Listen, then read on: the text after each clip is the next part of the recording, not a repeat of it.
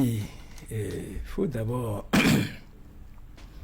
dire que dans un procès, il y a deux possibilités. La première possibilité, d'ailleurs qui est celle du réflexe de l'avocat que la loi lui offre, c'est un procès de rupture. Un procès de rupture où vous allez, conformément à la loi, au code de procédure pénale, puisque c'est ça qui est notre Bible, c'est ça notre Bible, le code de procédure pénale, vous allez vous décortiquer, vous passez au peigne fin, au tamis très fin, tous les actes de procédure, surtout en matière pénale. Parce que le procès criminel est différent des autres procès. En ce que, dans l'ancien temps, il s'agissait de la guillotine, de la peine de mort. Une toute petite erreur laissée à l'initiative de l'accusation et puis peut conduire votre client donc à la guillotine. Bon, aujourd'hui, il n'y a plus la guillotine, mais il y a la prison et la prison à vie. Donc, un avocat doit d'abord avoir la possibilité de prendre connaissance du dossier criminel dans les règles de l'art. Maître Papa, rappelez, je ne vous coupe pas, mais... Oui, je viens. La deuxième possibilité est donc dans ce bras de fer entre la justice donc, et les avocats pour le compte de leurs clients, eh bien, c'est la loi qui tranche. Et c'est pourquoi il y a toute une série de nullités de procédures qui sont mises à la disposition des parties, donc pour que, si c'est fondé, que le juge dit que bon, ça, j'accepte. Maintenant, le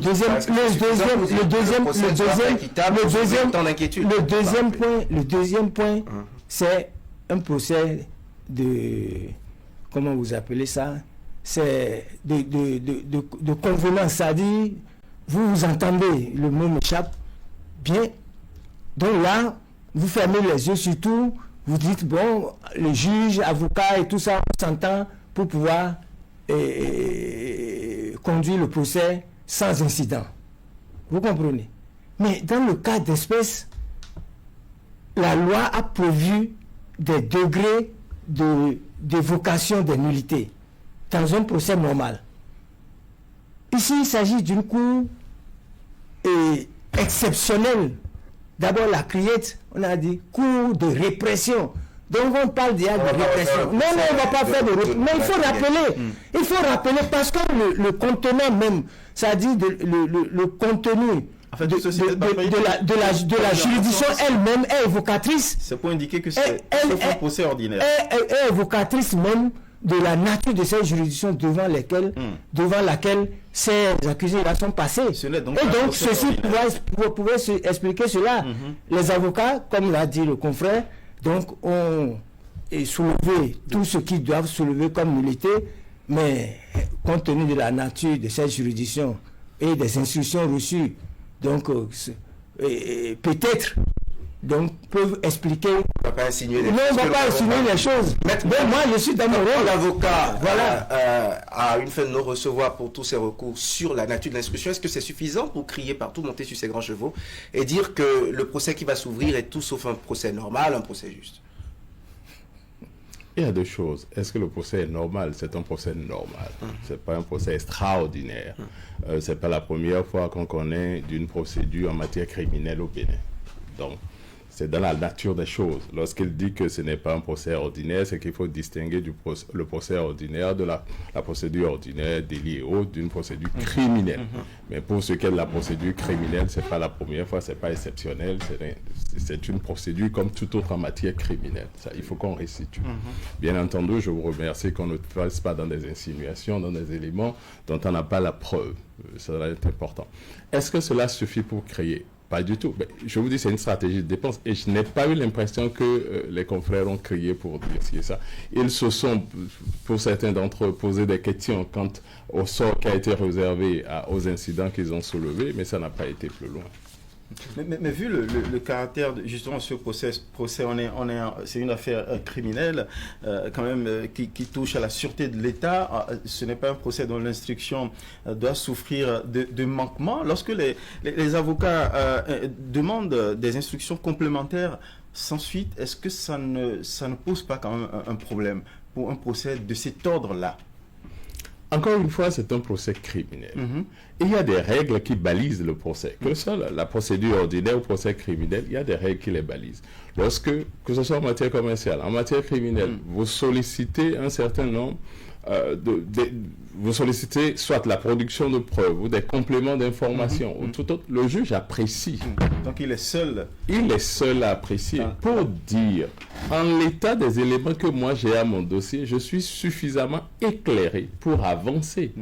Et la loi a organisé le refus du juge de déférer ou de faire droit à vos demandes. Vous faites appel. Et le juge d'appel apprécie également si le premier juge a bon droit à rejeter ou à favorablement accueillir votre demande. Si là encore vous n'êtes pas satisfait, vous allez devant la juridiction suprême, la cassation, qui est la Cour suprême ici. Donc, les procédures ont été organisées pour que lorsque vous ne vous entendez pas, vous ayez la possibilité de déférer la demande devant une juridiction supérieure. C'est un droit constitutionnel, le double degré de juridiction. Donc, c'est ce qui se passe. C'est ce qui se passe chez William, mais quand, par exemple, le parti d'opposition, la démocrate, considère que le procès a pris l'allure... bon, en fait, ça, ce sont mes expressions. J'interprète leurs observations quand ils considèrent que le procès s'est déroulé dans un délai extrêmement rapide. Justement, quand on est en affaires criminelles, est-ce qu'il ne faut pas, ne serait-ce que pour apaiser les esprits et éviter les procès en inéquité, justement, prendre le temps qu'il faut. Là, on est en clair dans un débat sur la question du délai de justice. Mais Baparapé, est-ce que vous pensez que voilà, il a manqué un peu de temps de préparation? Oui. Vous voyez, vous allez dire que je me répète, mais la répétition dans certaines circonstances est pédagogique. Pas quand on doit tout dire en une heure. Non. Mais c'est pas ici là, c'est pas du bavardage. C'est la question du délai. Et oui, mais ce n'est pas ici on n'est pas venu faire du bavardage. On est venu apprécier les procédures. Sur la question du délai. Oui, sur la question du délai. Normalement, un procès criminel prend un certain nombre de temps, en temps normal.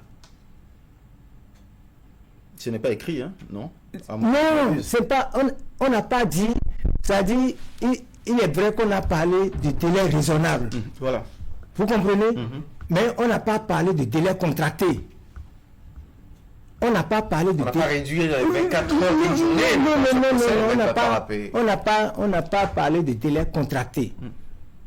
Parce que un procès déjà criminel où quelqu'un a tué quelqu'un et tout ça là, mais là on n'est pas dans non. ce cas de figure, on n'est pas dans ce cas de figure. On est dans un procès contre la sûreté de l'État. Vous comprenez? Donc c'est pas une affaire mince. C'est une affaire qui implique toute notre vie à nous tous. Alors, donc dans ces conditions, en principe, rien ne presse pour qu'on se presse.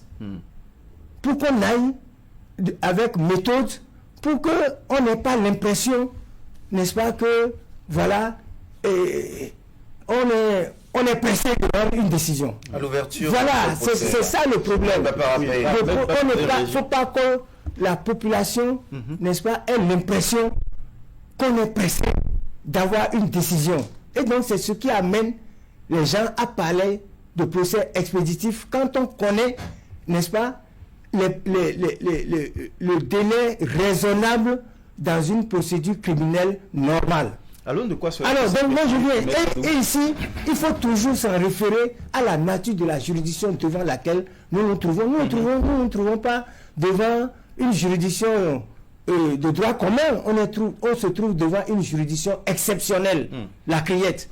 Et donc, c'est ceci qui peut expliquer cela. On a eu des procès de ce genre où on a soulevé les mêmes récriminations que les avocats de la défense ont soulevées. Donc, c'est les procès de Après, qui aux avocats, oui, procès de chercher tous les moyens pour avoir gain de cause. Mais Badou, je raisonnable. Oui, sur cette comment question-là. peut-il s'apprécier qu'on a un fait criminel? Premièrement, je dois dire je ne peux pas commenter ce que disent les démocrates. Je ne suis pas dans une posture politique pour le dire. Alors la question serait alors de savoir si dans ce procès, il y a eu les délais n'ont pas été respectés. Parce que c'est ça la question. Est-ce que les délais de procédure n'ont pas été respectés? Personne n'a remis en cause les délais de procédure. Bien au contraire, les délais ont été respectés, les recours ont pu être exercés, des réponses aux recours ont été données. Je suis plutôt dans la démarche inverse de dire, si on a pu juger ce procès qu'on dit important dans ce délai-là, il faudrait qu'on s'active pour que tous les autres procès soient jugés dans ce délai qu'on estime raisonnable. On ne va pas blâmer la justice parce qu'elle a fait dans les délais où elle a exercé son ministère assez rapidement, bien au contraire, pour éviter le pourrissement. Bien au contraire, on doit l'inviter, l'inciter à faire de même pour tous les procès et tous les Béninois. Pour susciter autant de craintes et autant de réprobation liée au délai de l'instance et surtout le caractère expéditif qui colore toutes ces récriminations contre ce fameux délai. Je ne vois pas de coloration en la matière. Je vous dis, on pourra dire que c'est expéditif à partir du moment où on n'a pas respecté des délais de procédure, où on n'a pas permis l'exercice de voies de recours. Avons-nous respecté les délais de procédure? Oui. La juridiction a-t-elle empêché, ou le juge d'instruction a-t-elle empêché qui que ce soit d'exercer des voies de recours? Non. À partir de ce moment-là, il m'est difficile de conclure qu'il s'agit d'un procès expéditif. Si cela était advenu, je serais le premier à condamner. Et je dis, si on estime que c'est expéditif, parce qu'on a fait vite, j'espère pour ma part qu'on fera aussi vite pour les autres. C'est tout. Alors, passons justement l'étape de l'instruction par rapport aux récriminations invoquées par les avocats. Commençons par justement les incidents invoqués à l'ouverture du procès. Les avocats ont à la limite récusé la composition de la cour. Qu'est-ce que vous répondez à cela? Non, il faut que nous soyons précis. Ont-ils recusé ou pas? Je ne crois pas. Ils ont estimé si je m'en tiens à ce que j'ai lu sur les réseaux sociaux, parce que je n'étais pas dans la salle, mais je n'ai pas eu l'impression qu'il y a eu récusation. Il n'y a pas eu la requête, mais en fait, ils ont demandé, en raison principalement d'un magistrat qui composait la cour, justement, ils ont demandé qu'elle-même, de façon à l'amiable, ils ont négocié, ont-ils dit, qu'elle-même puisse se retirer. Et c'est ce que nous appelons récusation à la limite de la composition de la cour. Compte tenu de c'est sur deux éléments, deux paramètres. D'abord, la qualité, ce qu'ils considèrent comme la proximité de la présidente de la cour par rapport à la partie civile, au chef de l'État, pour tout dire. Et puis ensuite, la composition même, le numérique de la cour. Vous posez plusieurs questions. Vous avez deux questions. Ok, si j'en oublie une, on rattrape. Vous dites la partie civile, le chef de l'État. Je dois déjà rectifier que la partie civile ici, c'est pas le chef de l'État. C'est l'État. La partie civile ici, c'est l'État. D'accord. Parce qu'on parle de complot contre l'autorité de l'État. Donc le chef de l'État, en raison de la séparation des pouvoirs, n'est pas intervenu, ne peut pas intervenir. Donc il n'est pas partie civile. Maintenant, on peut tout à fait demander à un juge de se déporter. De dire qu'en raison du dossier, en raison des affinités ou des compromissions ou des liens de l'intimité supposés, parce que là nous sommes dans la supposition, on vous demande de vous déporter. Il appartient au juge d'apprécier, de dire d'accord, je me déporte ou je ne me déporte pas. Le juge ne s'est pas déporté. Ça aussi, c'est prévu. Lorsque, malgré votre demande qu'il ne se déporte pas, vous faites la procédure de récusation. Sauf à me tromper, ce n'est pas le cas d'espèce. Et la composition, par contre? La composition, par contre. Sur ce point, quelle est la nature du débat? Vous avez les avocats de la défense. Et tout a commencé par là. Qui estime qu'à la vérité, cette composition, qui est une composition collégiale, devait être composée au moins d'un juge, pas au moins, le juge président et 4 juges assesseurs, ce qui fait au total de 5. 5, oui. La CRIET estime qu'à la vérité, elle a toujours fonctionné et pratiqué une formation collégiale de 3 juges, à savoir un juge président et 2 juges assesseurs. Le débat est tout simple. Que prévoient nos tests? Tout à fait, voilà. Simplement. Vous aviez la loi qui modifie l'organisation judiciaire qui date de mémoire du 17 février 2020 en son article 6 qui dit en audience ordinaire, c'est important, en audience ordinaire, la CRIET est composée d'un juge président et de 2 juges assesseurs.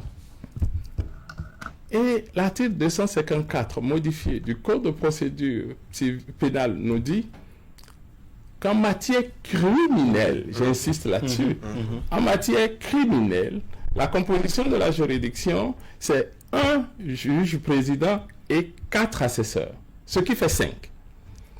Nous avons l'article 19 de la même loi du 7 février 2020 qui nous dit que les règles qui s'appliquent à la CRIET sont les règles qui s'appliquent, sont les règles qui sont prévues au Code de procédure pénale. À partir de ce moment-là, ma lecture voudrait quand même que on puisse considérer qu'à la CRIET en matière criminelle, qu'il y a une composition de 5 juges. Maintenant, c'est un incident contentieux, on l'appelle 320 du Code de procédure pénale, qui veut que ce soit devant la CRIET ou devant toute autre juridiction, il nous arrive, nous avocats, n'importe quel juge, de saisir le juge ou devant le juge de soulever son incompétence. Le juge a 2 possibilités. Soit de dire, vous soulevez mon incompétence ou vous soulevez l'irrégularité de la composition. Je vais statuer sur votre incident.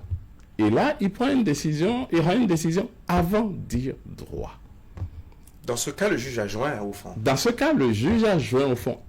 A-t-il tort ou raison de joindre au fond? Oui, il a raison de joindre au fond parce que c'est une possibilité, c'est une option qu'il a de statuer sur l'incident ou de joindre l'exception au fond. Surtout que la loi dit, toujours 380, vous ne pouvez faire appel de l'incident contentieux qu'en même temps que la décision de fond. Le juge avait cette possibilité-là. Le juge a exercé son droit de dire « Je ne rends pas la décision » ou « Je ne connais pas, je ne statue pas », pour être plus précis, sur le contentieux, parce que vous l'avez soulevé. Ben, je le joins au fond. Continuons les débats. Donc voilà. Sur ce sujet? Oui.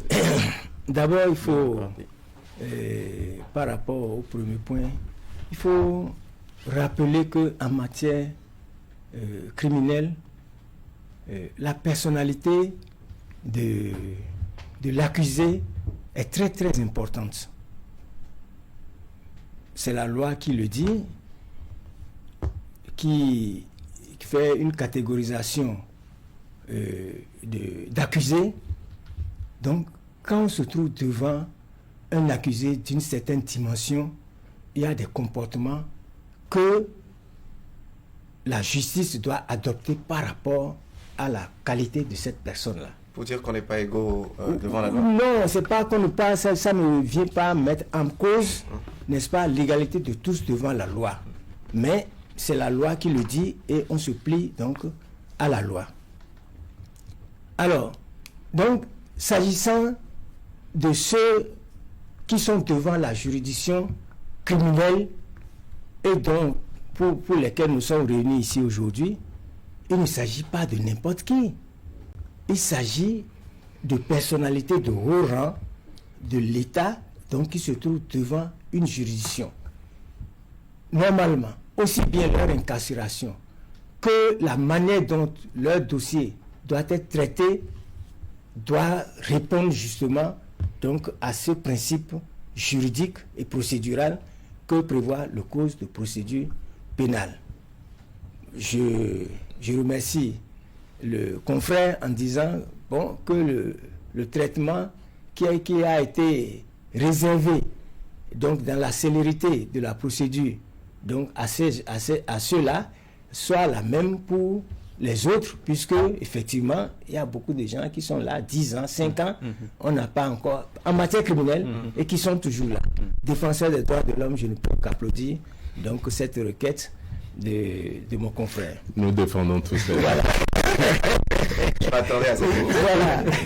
Sur le deuxième point, mais le fait de demander à un juge, c'est lorsqu'il y a ce qu'on appelle suspicion légitime. Vous estimez que celui qui veut vous juger, donc, a un intérêt avec le plaignant. Donc, si vous le soupçonnez d'être en intelligence, soit parentale, soit par affinité, ou dans des organisations, tout ça, ils sont ensemble. Une proximité quelconque. Une proximité quelconque, merci pour l'expression. Une proximité quelconque, là, vous ne pouvez pas lui permettre de siéger, puisque dans ces conditions, il est en même temps juge et partie. Puisque émotionnellement, il est lié donc à celui qui se plaint. Donc c'est cet argument que les confrères ont soulevé en disant que dans leur recherche, ils ont appris que la présidente et un certain nombre d'autorités donc ont une certaine proximité et que de ce fait... S'ils en étaient convaincus, pourquoi ils n'ont pas fait la procédure pour récuser justement non, comme le confrère l'a dit, je ne vais plus revenir sur... Il n'y a pas eu de date de récusation. Non, je ne vais plus revenir sur comment on appelle ce que le confrère a dit, et si bien dit, par rapport donc à la question de ce que l'avocat soulève et de comment le juge reçoit. Donc je dis ça en termes terre à terre pour permettre à vos téléspectateurs de comprendre. Quand vous soulevez une exception, c'est votre droit, vous pouvez soulever. Maintenant le juge n'est pas tenu, le juge apprécie. Il apprécie, il peut y faire droit, comme il peut dire bon, pour ne pas bloquer. Parce que bon, l'avocat est là aussi pour soulever, donc pour faire du dilatoire. Ça fait partie de la procédure. Ça fait partie des moyens. Bon, donc il apprécie. Est-ce que l'exception que soulève l'avocat tend à retarder l'issue du procès, si le juge a ce sentiment, donc où il a le sentiment que c'est vrai, c'est fondé, mais il y a une autre... dans cette matière, maître. Une autre, comment on appelle, une autre intention. Bon, il peut joindre l'exception au fond. Quitte à, pour faire avancer. Pour faire avancer le procès, quitte à, dans sa décision, revenir alors sur ce que vous avez soulevé et en première écriture, donc pour dire que bon, vous avez dit que je suis incompétent, d'accord, je suis d'accord, je suis incompétent, et le procès se termine là. Comme il peut dire non, ce que vous avez soulevé, tel autre article dit, me donne la possibilité de continuer, donc je continue, j'ai joué l'exception au fond, et donc il vous lit la décision au fond. Donc je parle en terre à terre, comme on le dit en français facile, pour permettre donc à vos téléspectateurs de comprendre tout le mécanisme. Donc c'est ce sur quoi donc le juge a agi en disant bon, je joue l'exception au fond, et donc au moment de la décision finale, vous allez entendre je vais vous dire ma position finale. Et donc voilà. Dites-nous, vous êtes des spécialistes. Des spécialistes, oui. Je viens par rapport à la composition technique pour voir un peu jusqu'où les marges de manœuvre possibles en fait des avocats pour se faire donner droit par rapport à la requête. Est-ce que la formulation, pardon pour la tautologie, formelle d'un acte de récusation aurait pu lier le juge? Je commence par vous puisque vous avez la parole. Oui. Non, sur la question de récusation formelle. En faisant cette procédure, le juge n'est pas tenu de surseoir. Bon. Donc, le juge n'est pas tenu de surseoir à la procédure. Parce que pour donner à l'avocat la possibilité donc d'aller le récuser, c'est sous le contrôle de mon confrère, et le juge n'est pas tenu de surseoir à la procédure en attendant que l'avocat puisse aller chercher les textes, saisir le juge compétent, tout ça là, pour pouvoir faire valoir sa procédure. La loi dit que la procédure continue. Sur la composition. Oui, sur la composition. Oui.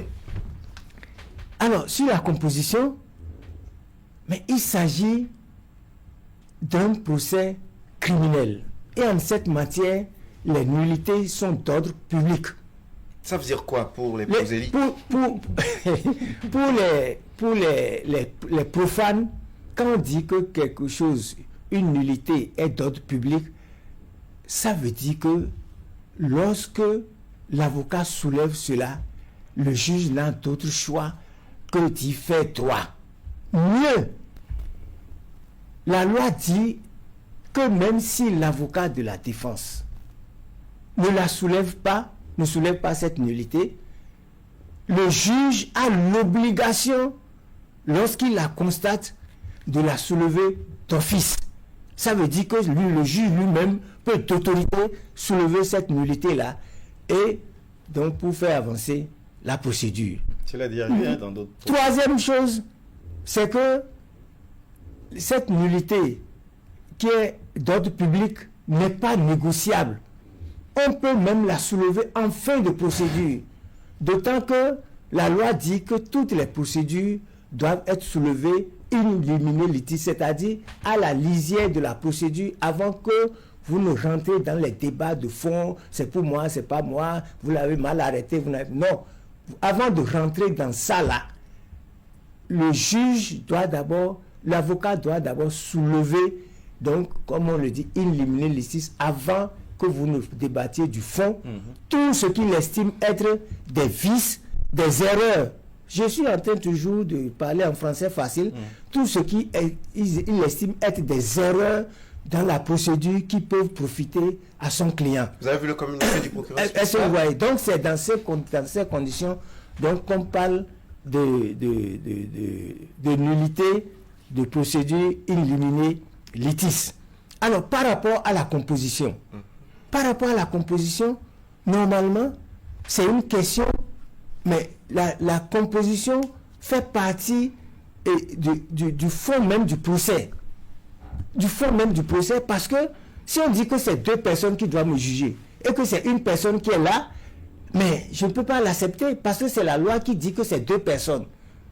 Donc, à partir de cet instant, si les avocats disent que c'est 3 personnes, c'est 5 personnes qui doivent siéger, on n'a pas dit non, que ça a toujours été comme ça.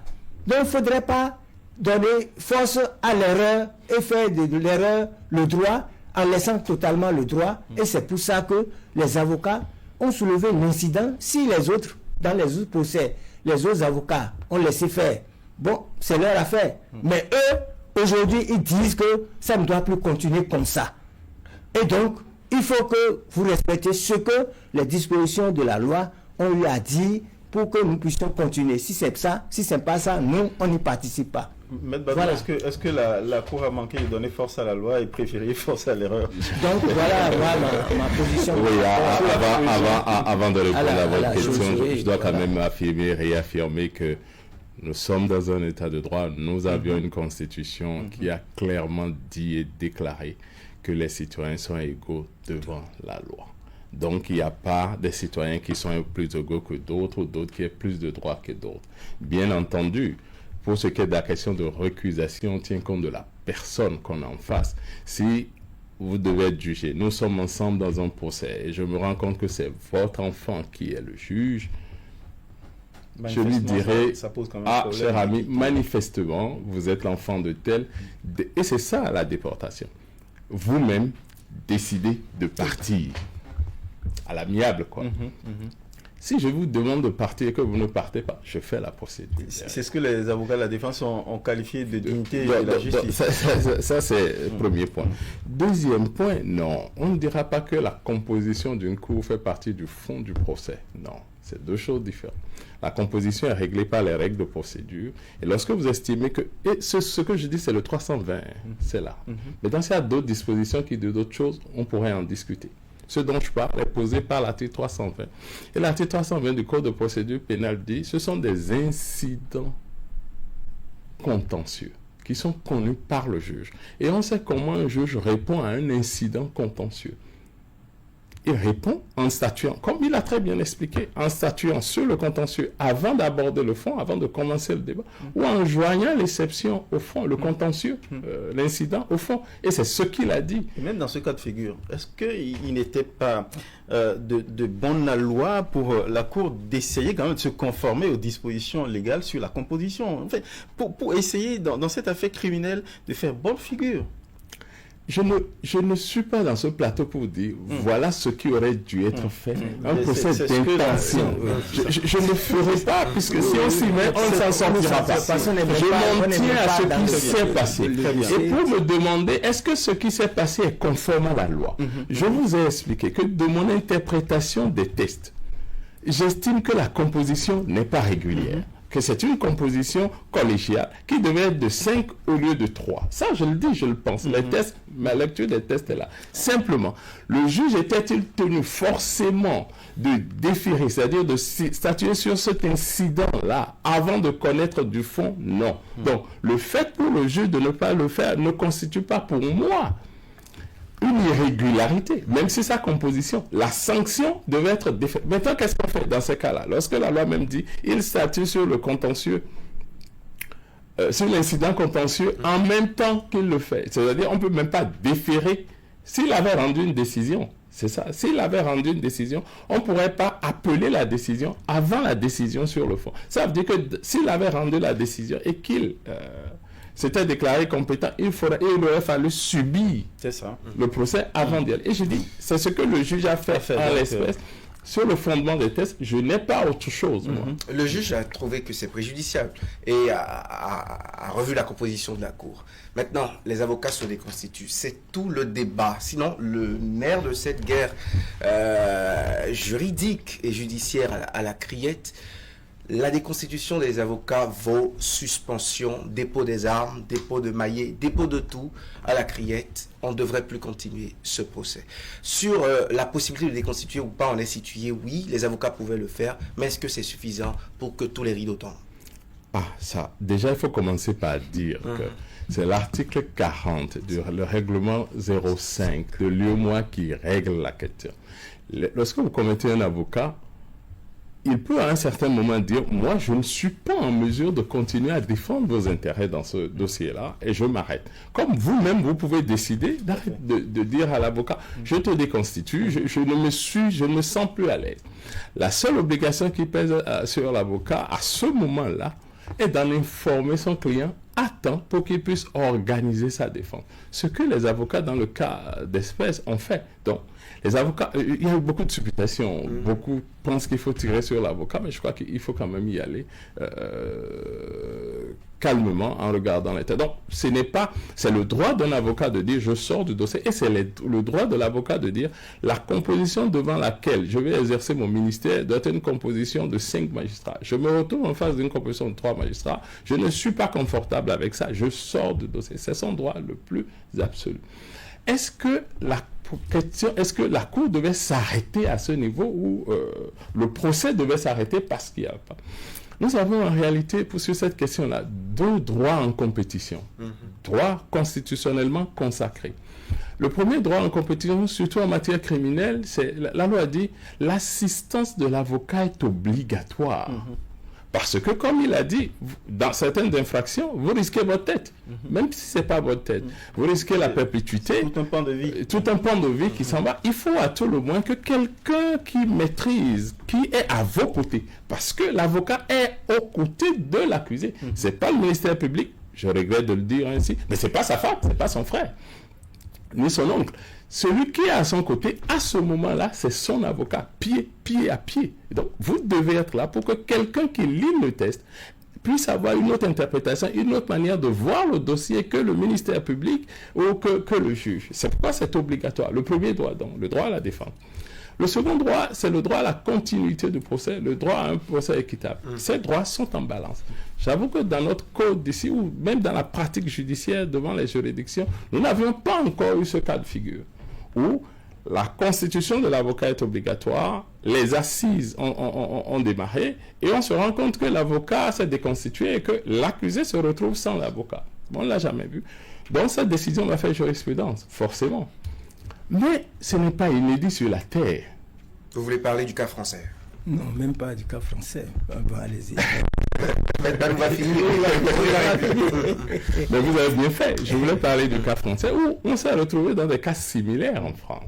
Il y a eu la Cour de cassation française qui a rendu au moins 2 arrêts sur la question pour dire que dans ces cas-là, la juridiction de jugement en matière criminelle peut continuer sans qu'on ne puisse dire qu'il y a nullité de la procédure. Sans avocat. Sans avocat. En matière criminelle. En matière criminelle. Mais elle a posé... De manière automatique? Non. Pas de manière automatique. Elle a posé 2 contraintes. La première, c'est que le fait qu'il n'y a pas d'avocat ne soit pas imputable au ministère public, ne soit pas imputable à la Cour, et ne soit pas... C'est ça, au ministère public et à la Cour. Lorsque ce n'est pas imputable au ministère public, lorsque ce n'est pas imputable à la Cour, lorsque ce n'est pas imputable au président qui juge, on peut continuer sans pouvoir dire qu'il y a nullité de la procédure. Alors, vérifions si nous sommes dans ce cas d'espèce. Est-ce que le fait que dans le dossier qui nous oppose, on n'a pas constitué avocat, est-ce que c'est imputable au ministère public? Apparemment non. Est-ce que c'est imputable à la Cour? Apparemment non également. Puisque des avocats étaient venus, ils se sont déconstitués, puisque aussi que un délai a été imparti pour constituer avocat et ça n'a pas pu se faire dans ce délai-là. Maître Baparapé, sur la question, avant qu'on invoque la suite, la possibilité qu'il a été donnée justement aux accusés d'avoir des avocats commis d'office, la difficulté qui s'en est suivie, et on va analyser cela. Oui, d'accord. Le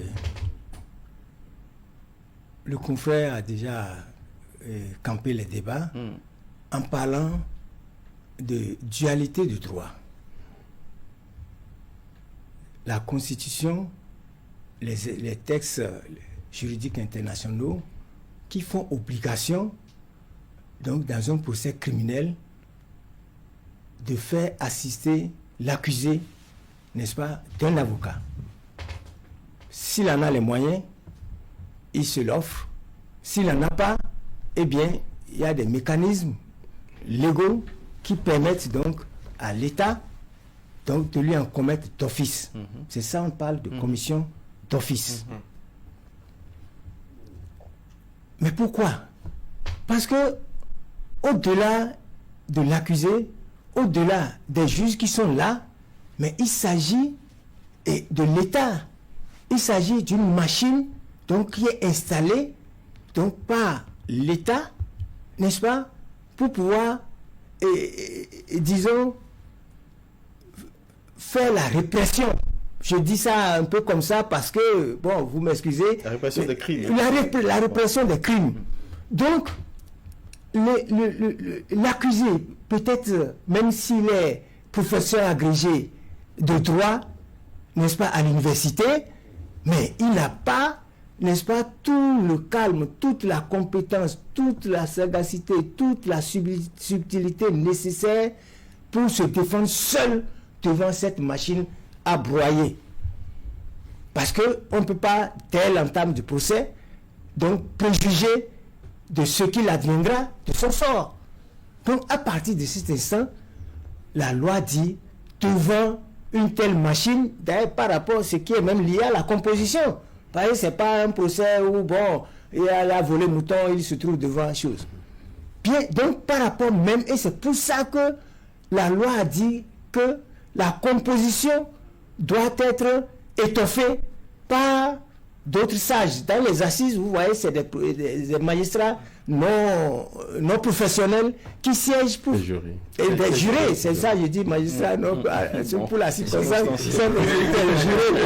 Donc, voilà, pas magistrats, donc c'est des non-professionnels, des jurés qui siègent, donc comme trient vraiment, véritablement à la volée.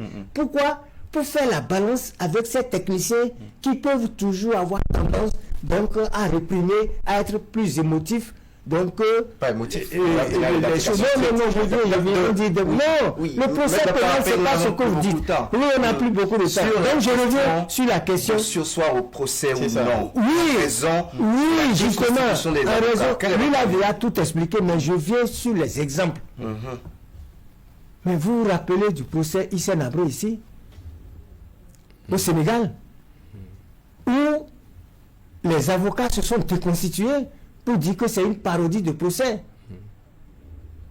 Le président de la Cour a ordonné, donc aussi bien au bâtonnier qu'au procureur général, de lui commettre d'office des avocats. On l'a fait, mais ces avocats commis d'office, il les a déconstitués lui-même. Mais le procès a continué. Sauf erreur ou oubli de ma part, le procès Hissène Habré a continué et puis bon, il a été condamné. Bon, si nous revenons au cas d'espèce, Au cas du... au cas d'espèce, au cas de Bénin, Oui. comme il a dit, ça ne s'est jamais produit. Oui. Ce n'est pas parce que quelque chose ne s'est jamais produit que ça ne se produira jamais. Il faut vivre longtemps pour voir une chose et son contraire. Mais il y a Donc, la possibilité alors, d'être l'avocat, mais... ils se sont déconstitués. On a demandé aux gens de constituer, de leur constituer. Ils disent, nous avons les moyens. À partir du moment où l'accusé dit que j'ai les moyens, donc plus aucune institution ne peut se permettre de leur commettre d'avocat d'office. Parce que en disant que nous avons les moyens, nous n'avons pas besoin d'avocats commis d'office, ça veut dire que donc, ils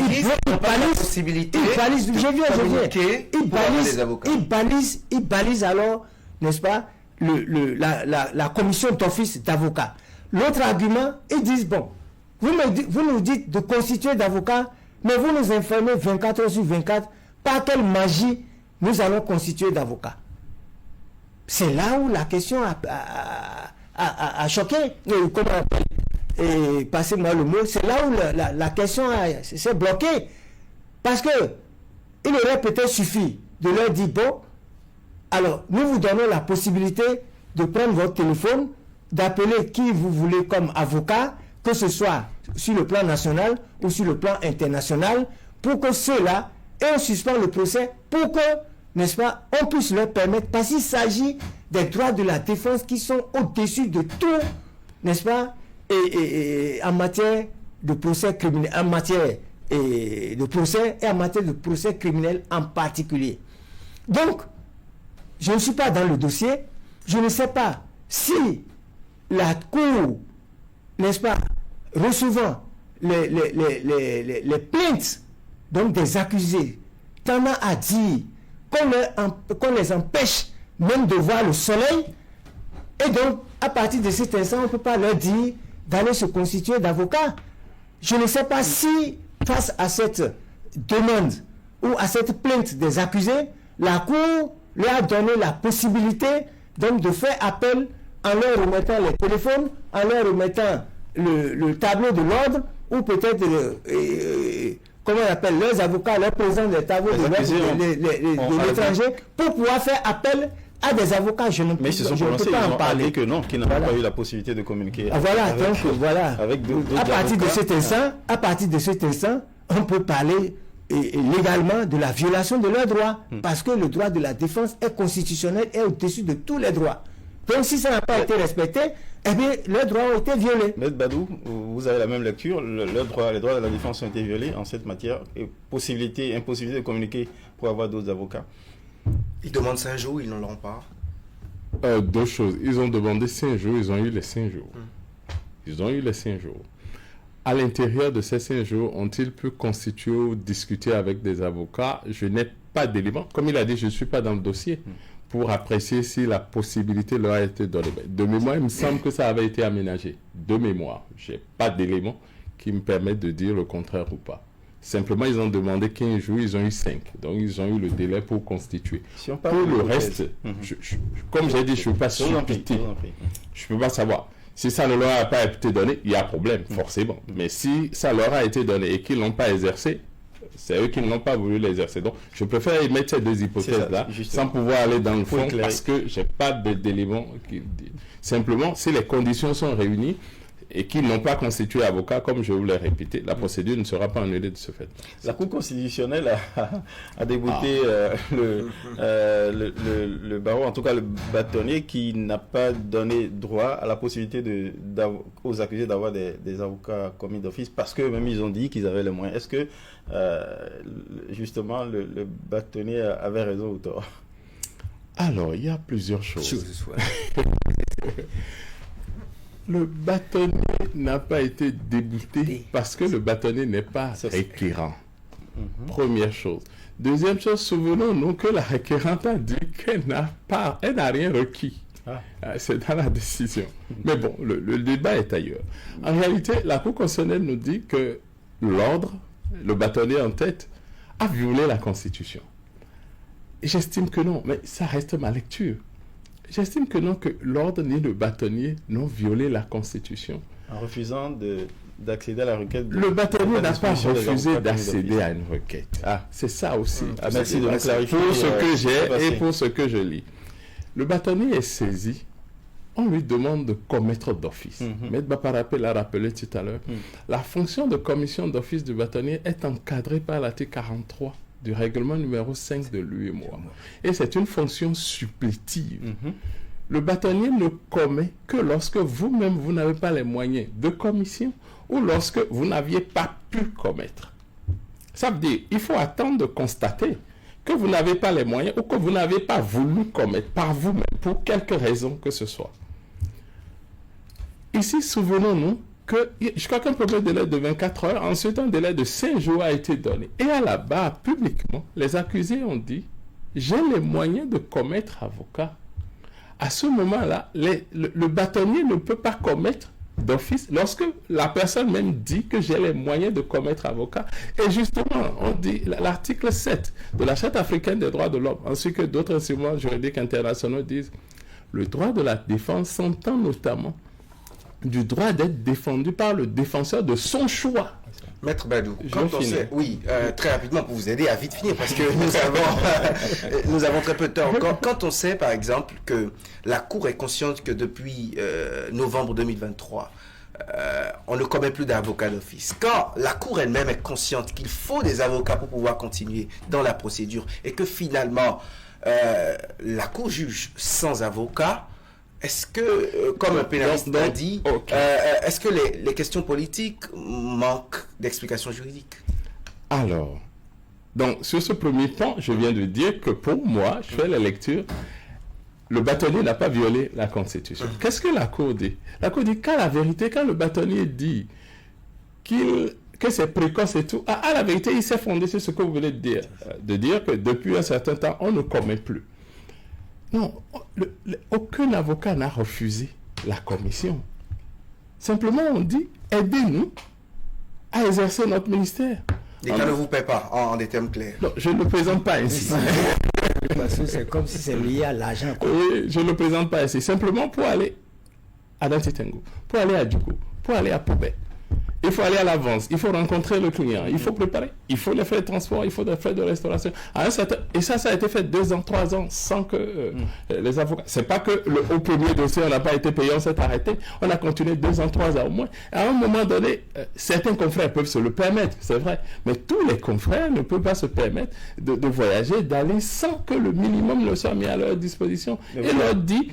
Mettez à notre disposition ce minimum-là pour que nous puissions exercer notre ministère. Et j'estime pour ma part, c'est vraiment l'occasion pour que ces questions soient mises à plat, pour qu'on en discute au profit de tous les confrères, de tous les Béninois qui sont dans les maisons d'arrêt et attendent d'être jugés. Et au-delà de cette question fâcheuse qui était latente, il y a que les accusés voulaient aussi et ont énoncé la possibilité d'avoir des avocats et donc de ne pas forcément se voir infliger, pardon pour le mot, des avocats commis d'office. Exactement. Ça, je l'ai développé tantôt. Oui, et justement, par rapport à cette question, il y a...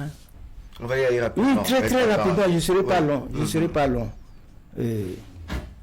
Sur le premier volet, de savoir si la Cour lui a accordé un délai. Vous voyez, il s'agit des droits de la défense. Et c'est pour ça que les gens ont demandé au moins 15 jours pour qu'ils puissent, en fonction de leurs moyens, qu'ils ont d'ailleurs, se constituer d'avocats. La Cour leur a donné 5 jours. Est-ce que les 5 jours, dans leurs conditions d'incarcération strictes, donc leur permettaient de constituer, n'est-ce pas, l'avocat à leurs frais? Point d'interrogation. Qu'est-ce qui presse, si tant est que notre constitution et encadre les droits de la défense qui sont même au-dessus de tous les droits. À partir de cet instant, qu'est-ce qui presse pour que la Cour se précipite, n'est-ce pas, pour pouvoir continuer le procès en ne leur accordant pas le délai raisonnable pour qu'ils puissent constituer à leurs frais d'avocat pour qu'on ne dise pas que c'est un procès expéditif. C'est ça un des éléments qui milite en faveur de procès expéditif. Rien ne pressait. Deuxième chose. Mais sur le fait de dire que on a condamné le bâtonnier pour avoir violé la Constitution, je suis d'accord avec c'est la question de constitution d'office relève d'une subtilité de complicité entre l'exécutif, n'est-ce pas, et le judiciaire, qui sont censés être deux pouvoirs séparés. Je m'explique. L'exécutif donne les moyens judiciaires de pouvoir... Oui, parce que le problème de constitution d'office relève de la compétence, n'est-ce pas, du bâtonnier et du procureur général. Mais les moyens pour pouvoir déployer, mettre en œuvre, n'est-ce pas, ce mécanisme, mais c'est l'exécutif qui en donne les moyens. Il a expliqué où depuis de 2020 jusqu'à maintenant, où les avocats tournent. Il y a une défaillance de l'exécutif. À leurs frères. Alors, entre l'exécutif qui refuse, n'est-ce pas, de donner les moyens pour que les avocats aillent défendre conformément à la Constitution des accusés qui n'en ont pas les moyens, n'est-ce pas? Ils refusent ou ils ont oublié de le faire? Non, pas non, voilà. Donc, entre ça et le fait de dire, si on ne nous aide pas, si l'État ne nous aide pas à accomplir notre ministère, n'est-ce pas, nous ne sommes plus en mesure de le faire, qui est fautif? Telle est la question. Donc, je dis que c'est vrai, la décision de la Cour constitutionnelle s'impose à tout le monde, mais elle n'est pas exempte de commentaires, n'est-ce pas? Et ce commentaire, votre plateau nous permet, n'est-ce pas, de le faire. L'État a été défaillant dans, n'est-ce pas, l'assistance des accusés qui n'avaient pas les moyens, n'est-ce pas, de se faire assister d'un avocat devant un procès criminel. Voilà. Donc l'État, en tout cas le gouvernement, l'exécutif a une conduite à se racheter. Voilà. Pour une bonne administration de la justice et les droits de la défense. Pour une bonne administration de la justice et les droits de la défense. L'État devait s'exécuter et non se réfugier devant des faux fuyants pour dire que le bâtonnier a violé la Constitution. Là, le bâton n'a rien violé, c'est l'État qui a violé. Là encore, c'est pas l'État qui a décidé, c'est la Cour constitutionnelle.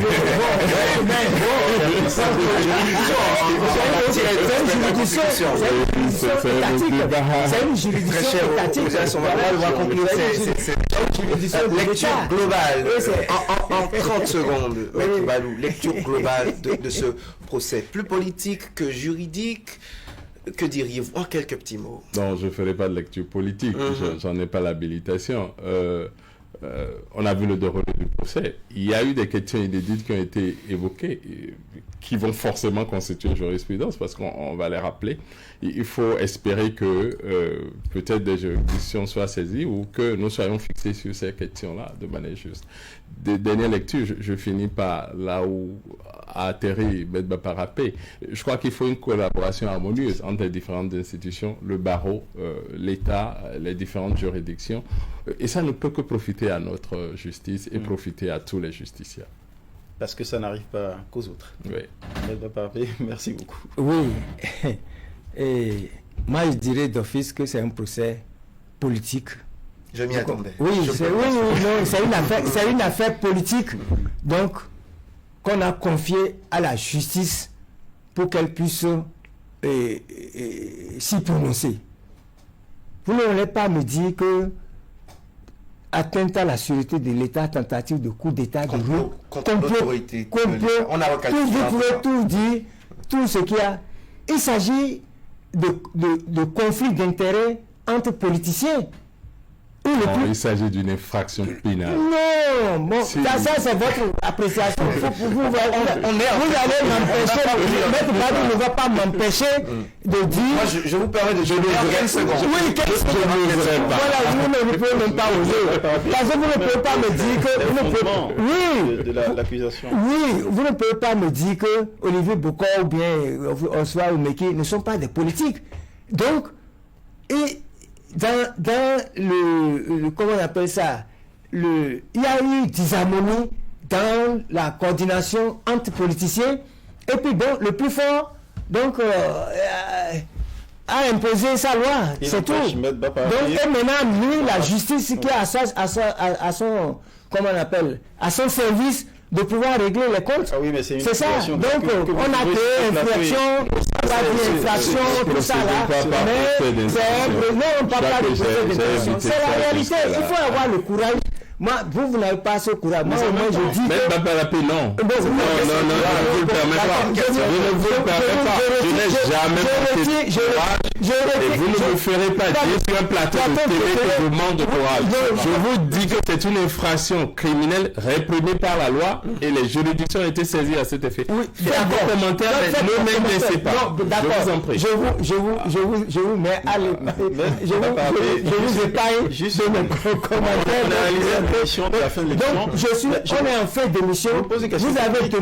Vous avez demandé l'opinion de chacun par rapport à ce procès. Sentiment dominant. Le sentiment dominant est que les gens pensent que c'est un procès politique qui a été confié à la justice pour qu'elle puisse régler le compte donc à ces politiciens, c'est tout. Il n'empêche, et on doit tous l'admettre en tant que justiciable, et dans la veine de l'équité de tous les justiciables devant la justice, que quelle que soit la qualité ou la qualité ou le statut d'un citoyen ou d'un justiciable, qu'il soit politique ou pas, lorsqu'il arrive à être confondu de crimes, notamment contre l'État, il doit en répondre devant les tribunaux. Bon, après les débats se feront. Oui, les débats vont se faire. La nature de l'affaire. Oui, mais remettre en cause les institutions de l'État, c'est vrai, c'est une infraction. C'est de la mais c'est de la politique. Bon, c'est autre chose, c'est pas autre chose que de la politique. Mais bon, la loi a dit que c'est atteinte à la sûreté de l'État.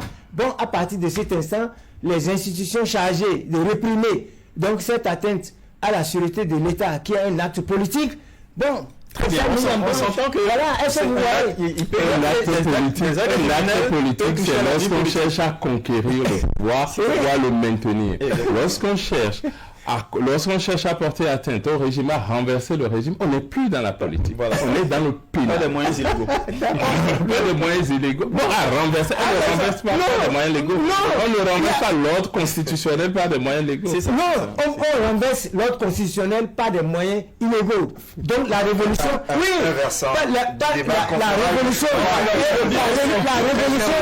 révolution est un moyen populaire. Oui, c'est ça. La révolution est un moyen populaire. La révolution est un moyen populaire.